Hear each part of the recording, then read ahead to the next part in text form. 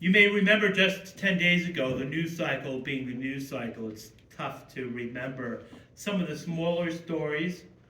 This is a smaller story, but a great story. You may have heard about Sister Andre, Sua Andre, my French is awful, who died about 10 days, 9 to 10 days ago, a week and a half, huh? 118, huh? 118 years old, a month shy of 119, right? Isn't that amazing?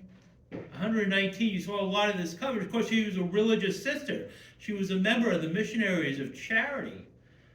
And you would watch the social media cover the story. You would often hear, read people's comments, A, that she had lived so long, and B, that she looked so happy.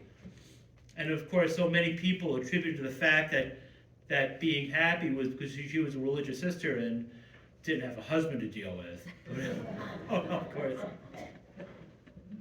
But some people, of course, some of the more cynical folks, some of the folks who don't realize that how wonderful a vocation religious life is, were confused about how a religious sister, some might say a nun, although that's technically correct, could be so happy.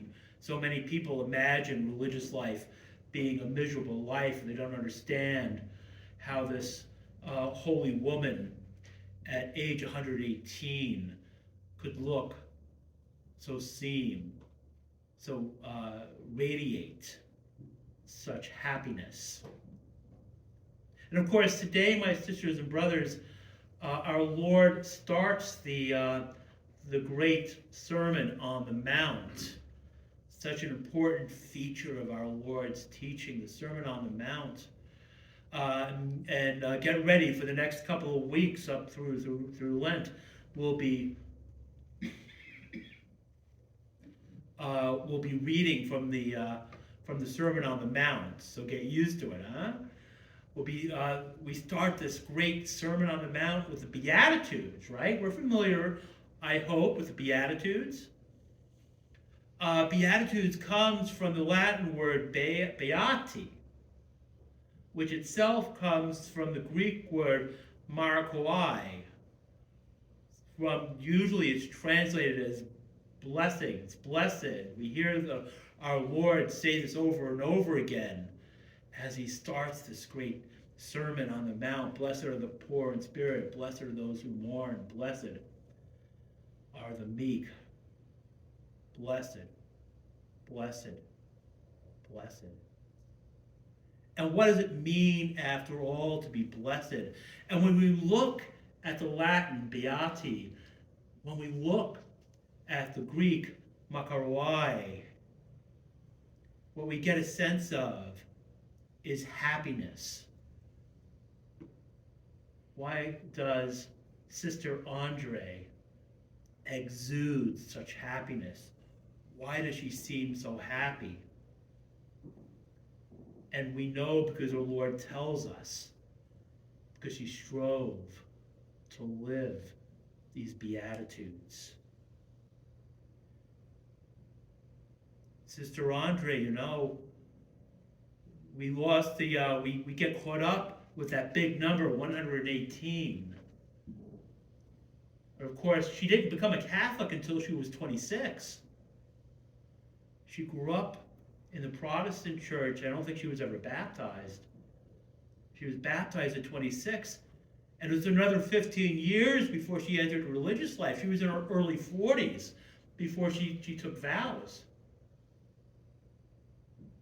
Always striving to deepen her relationship with Jesus Christ. Always striving to live the Beatitudes. Always striving to conform her life to Christ's and to be beati, to be makaroi, to be happy. So we shouldn't be surprised that such a holy woman would exude such happiness. The world, of course, tells us something very different about how to be happy. The world tells us to be boastful and bold, to be happy. And our Lord tells us, happy are the poor in spirit. The world tells us to be happy, you've got to be in control and everything's got to be going your way. And what does our Lord tell us today? Happy, those who mourn. The world tells us to be happy, we have to be in charge. And our Lord tells us, happy, those who are meek.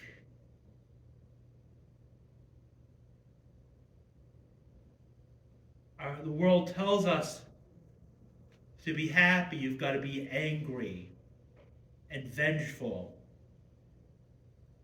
The Lord tells us to be happy. You hunger and thirst for righteousness. We're merciful. Oh, my sisters and brothers. The world tells us one way to be happy. How's that working out? Our Lord tells us how to be happy. He calls us to happiness. And it's precisely the opposite of what the world tells us. Instead, we are called to seek justice and to seek humility. The world tells us to grab, to rejoice in our wealth. But we know that the Lord raises up those who are bowed down, that the Lord loves the just, and the Lord protects strangers. The world tells us to be smart and strong. Yet we know that God chose the foolish of the world to shame the wise. And God chose the weak of the world to shame the strong. Oh, my sisters and brothers. We reflect on Sister Andre in a similar way that we are called so often to reflect on the saints, although who knows whether Sister Andre will ever be canonized. Trusting in God's mercy, we hope to meet her in heaven, huh? And we reflect that all the struggles sometimes that we face, Christ calls us to be happy.